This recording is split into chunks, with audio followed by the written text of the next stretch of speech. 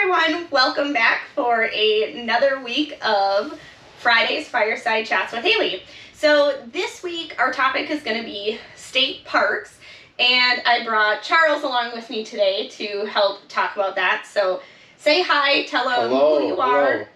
So I'm one of the parts people, one of four here. I'm the newest addition. I handle all the parts that get worked on and put in the RVs, and yeah, that's basically what I do here. Yeah. Key component to what happens at an RV location, for sure. Yes. For sure. So, awesome. Well, thanks for joining us today. And if you guys like what we're doing, subscribe. Also, feel free to throw in the comments what you guys want to hear about. Last week it was ice fishing in an ice castle. This week we're in an Alliance Paradigm with the awesome fireplace, talking about state parks. So if there's other topics you guys want to talk about, throw them in the comments. We'd love to hear. So I looked up some stats prior to talking about state parks because we live in, well, I live in Minnesota. Some people who work here also live in Wisconsin because they're right around the corner. They're our neighbors, and I was looking up some stats because state parks is kind of something that I grew up with, I just know about, and we just have all that information, but some things just really blew my mind. So I don't know if you knew, but Minnesota has 75 state parks. It's my one and only stat I had, so I'm glad you did it. Yep. Yeah, 75, that's quite a bit. That's a lot. That's a lot of state parks. There's a lot of great things you can do. There's a lot of great resources you can utilize for state parks. And Wisconsin, our neighbors, I tried to look up, do you know how many state parks Wisconsin has? No, I don't either. If any of you know, can you post that in the comments? Because I'd really like to know. I'm sure Wisconsin has a lot too. Sure. I'm sure they do. And they've got a lot of really great programs and some different things with that. So, have you ever camped in a state park? I've camped at many state parks here. Which one's your favorite? You know, I got a list actually here. He's got a list. I do have a list. I made a list. Let's see here. So Wild River, Afton, Flandreau, Jay Cook, Big Bog, Whitewater, and Tetaguchi. The Jay Cook one is the closest to here. Yeah. And that one's beautiful. It's got an awesome view of the St. Louis River. The fall drive around there, or any of these really, but that is really beautiful. With the leaves and the trees and all that. Have you been to Jay Cook? It is. I have not close, actually. I have not been to Jay Cook. That's one of the ones which seems really odd because that's one of the closest ones. Here in our backyard. Yep. That's one of the ones I have not yet been to.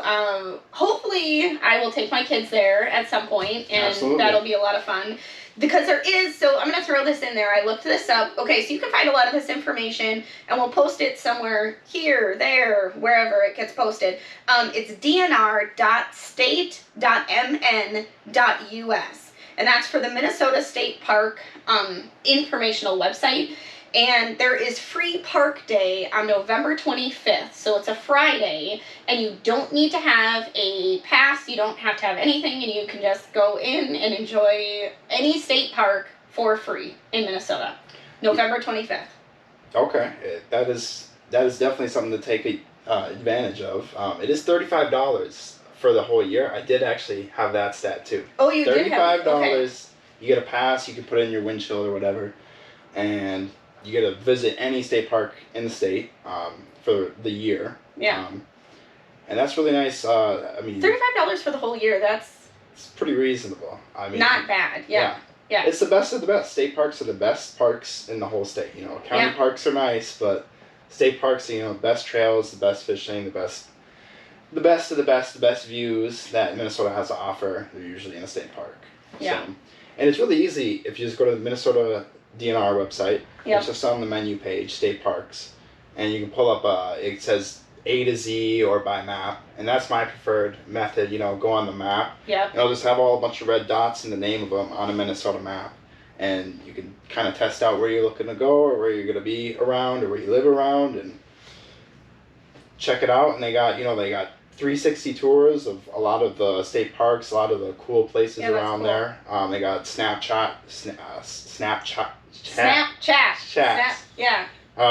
Yeah, right. Snapshots. That's the word. Snapshots. Shots. We're so used to all Of the this social Snapchat, media. yes, Snapchat. You can Snapchat your friends You can put it about on your the story. shots Yes. of the state parks. And then they got the highlights on the page too of what is cool to do around there or what the park's known for. And then you can schedule if you're camping there or if you're renting a spot there, put your RV, whatever. It's all on the Minnesota DNR website. It's really easy to find. Yeah, that's super cool. It's cool that you can do tent camping and RV camping. Now, there are some restrictions with some of the sites, so you have to, maybe some of these gigantic fifth wheels aren't going to quite fit into those spots, and you have to be aware of which ones have electricity and which ones don't, and what amps do they have, and that's where a lot of people do some off-grid camping. We have some family friends who bought a camper that has off-grid solar package, so they can go to a lot of state parks, and it's small enough where they can still fit their whole family comfortably, but they can still fit into a lot of state park sites, which is a lot of fun. State parks do run a lot of different programs. So switching over to Wisconsin, I learned that their website is dnr.wisconsin.gov. So we'll put that here or wherever it gets posted. Yeah.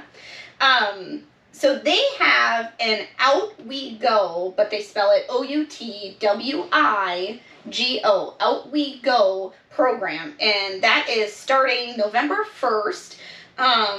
Library card holders, this is in Wisconsin, library card holders can check out a daily admission pass from participating libraries for their state parks. So if you maybe aren't going to utilize, or don't feel like you're going to utilize a full year pass or an annual pass, you can find, there's a list there's a section in their website that has this Out We Go information where you can click on it. It'll tell you which libraries and which parks are participating in this, and it seemed like a pretty big list to me that you can, with your library card, check out a pass for a state park. And I thought, how perfect is that? It's like renting the outdoors, kind of. Yeah, you can actually start using your library card again. Some people do religiously use it, pretty consistently. But yeah, that'd be a really great resource. Move it to the front of my wallet now. There you go. Yeah. There you go. See? Yeah, that's really neat. Minnesota should do something like that. I know, that's why I was kind of like, Minnesota, get on there. Yeah. When you are watching. We'll tag them. We'll put them in the video. There you go. Hashtag library card program in Minnesota or something. I don't know.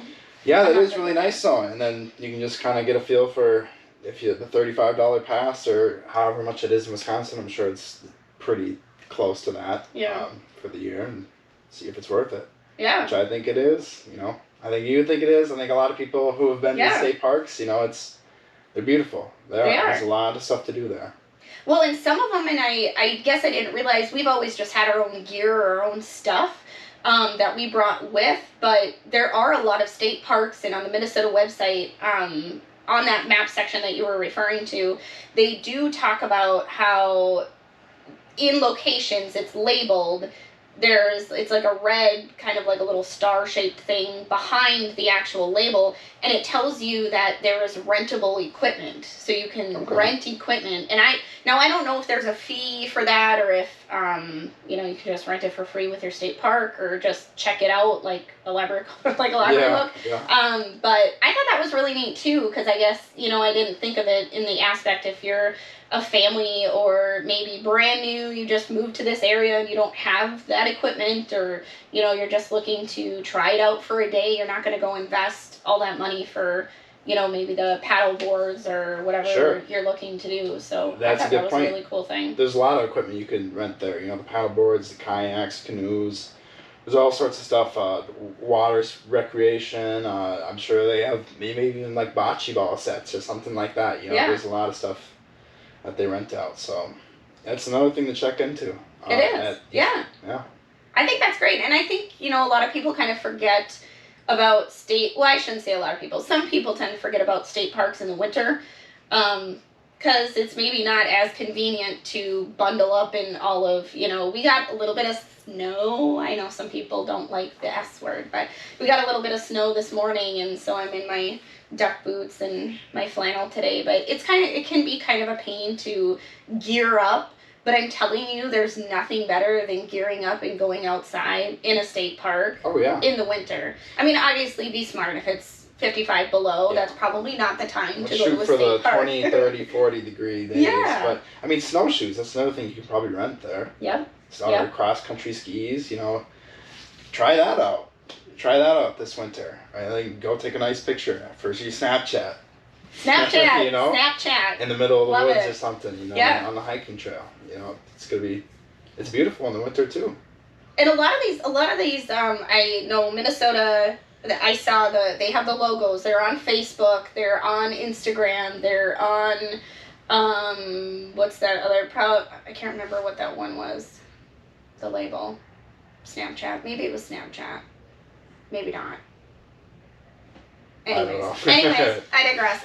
So, but they are on social media, so you can find a lot of resources via social media too. So not just through their website, but through their Facebook page or their Instagram page or something like that. And Instagram, I think, would be a really cool place to just see different views of what people have seen and where they've been and how they've enjoyed the park. Because how you enjoy a park may be completely different than how I enjoy the park.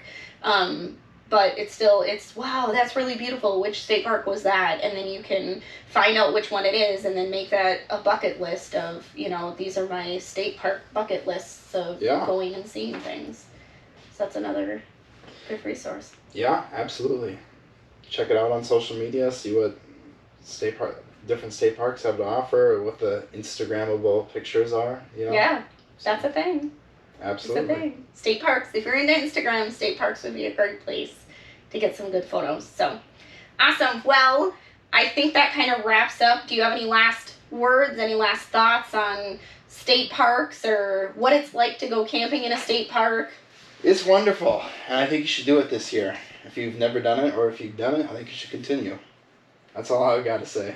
Hey, that's great. Well, thanks for joining me today, Charles. And absolutely. Thanks for having me. Yeah, you're welcome. Giving me the comfy chair, too. And the comfy chair, and I got the closer to the heat and the campfire chair. But yeah, so tune in again. Like I said, like us, subscribe, leave in the comments other topics or discussions you guys want to hear, or maybe different people you want me to bring in. I'd love to hear that list as well, and we'll just keep doing this. So until then, have a great day. And until next week, take a hike.